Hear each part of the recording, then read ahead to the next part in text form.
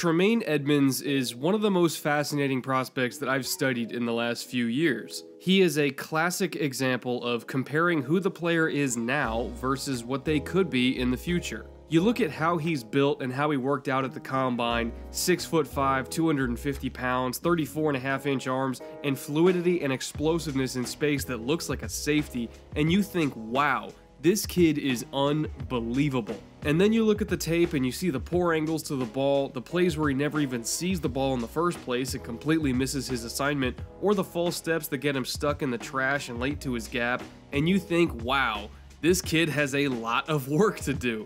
To me, that work and that rawness in his development comes down to one key word that I just said: kid.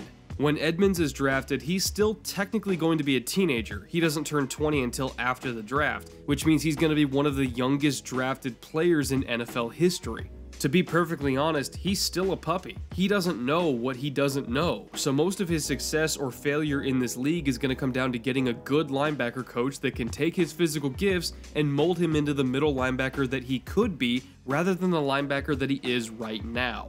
The biggest flaw that Edmunds needs to fix, in my opinion, is one that can work itself out over time: false steps. It doesn't matter what the play is, run or pass, play fake or not, Tremaine Edmunds has a terrible habit of cheating up 2 to 3 yards after the ball is snapped. Whether the run is near him or not, or the pass is targeted at him or not, even if he has no involvement in the play whatsoever, he's always trying to come downhill immediately before he even reads what the play is. It doesn't even need to be a well-executed fake, and he's going to be charging into that line of scrimmage every single time. That needs to stop. His opponents in college did not take advantage of this nearly enough because it was his biggest weakness by far, and he should have been punished for it, but he was allowed to get away with it. What he was not allowed to get away with, however, was being out of position against the run just as often, all because of those same false steps. There were multiple plays in the Miami game where if he just stayed put at his proper depth and read the play and read the blocking in front of him before taking a step, he could have used his length and quickness to put himself in a position to make an earlier tackle and save some yardage. But instead, he aggressively cheated up and got caught in the trash, which made him get to the ball late. He has got to cut this out, because it's one thing to do it in college where you're the best athlete on the field and you can just outrun people when you make mistakes, but you don't get that luxury in the NFL. You have to be disciplined and patient. You have to use your length to stack and get off of blocks and make the tackle on time. When he did all of that with good technique and discipline, his tape was incredible.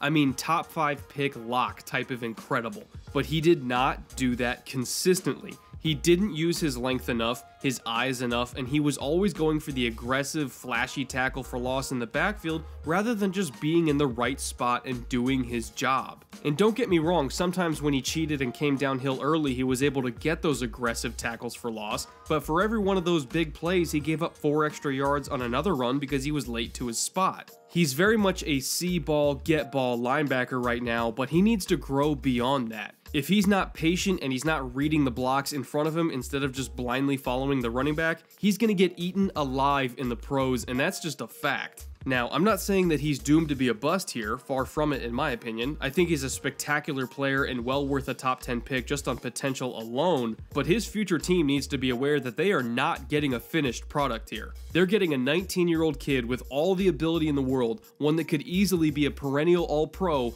but who is nowhere close to being done in his development. Ironically, what Edmunds does extremely well right now, and something that I think he can do very well as a rookie from day one, is something that most rookie linebackers struggle with: coverage. He has the size, length, speed, and fluidity to be a nightmare as a zone defender clogging those throwing lanes over the middle, and when I look at him, I think he's going to be an immediate impact player on passing downs. He can thrive in a defense that likes to play 2 deep coverage and dares quarterbacks to test them over the middle. Just think of a player like Brian Urlacher, but 6'5", 250 pounds, and runs faster than a lot of safeties, but also has longer arms than most defensive ends. That's what we're talking about here with Edmunds, just a complete and total freak to deal with in coverage. Virginia Tech even put him in the slot against wide receivers just because they could. He was that gifted that he could read a slant, plant his foot in the ground, open up his hips, and drive on it at 250 pounds. I don't remember the last linebacker prospect that could do that at that size.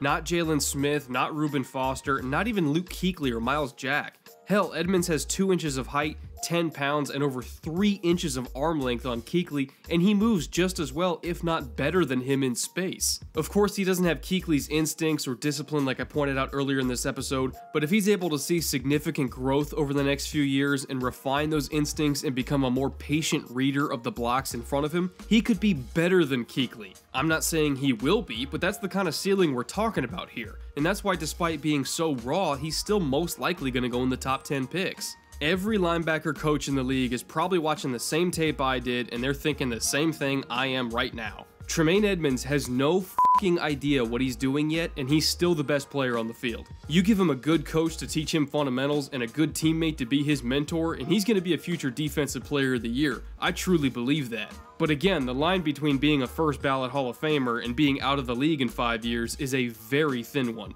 His ideal situations to reach that ceiling, just looking at the top 10 to 15 picks, are probably first Indianapolis because their defensive coordinator Matt Eberflus is a very good linebackers coach who had a big hand in developing Sean Lee in Dallas, and of course Edmunds fits the mold very well of that Tampa 2 Mike backer that they still really need. He also fits in Chicago because they have a great defensive coaching staff and some equally great players to learn from like Danny Trevathan and Akeem Hicks. But to me, even more than those two teams, his best fit of all might be Oakland. The Raiders have Paul Gunther, a defensive coordinator now, and he's been a really good developer of linebackers for a long time. And in Oakland, they would also have Navarro Bowman, one of the best linebackers of this generation, for him to learn from. In fact, if he got past the Raiders at 10th overall, I would be very surprised just for that reason alone, because it's such a perfect fit for both the team and for the player.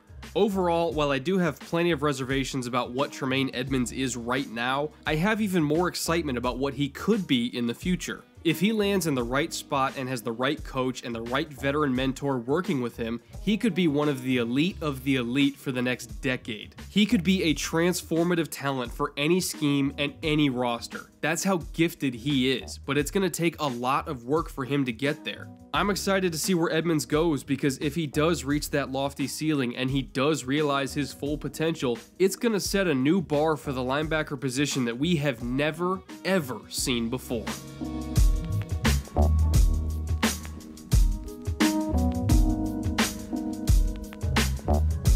Thank you so much for watching this week's episode. I know a lot of you guys have been begging me to break down Tremaine Edmunds for a while now, so hopefully you guys enjoyed that. And while I'm at it, I want to thank this week's sponsor and the new channel partner we have right now that made this breakdown possible, the MyBookie Sportsbook.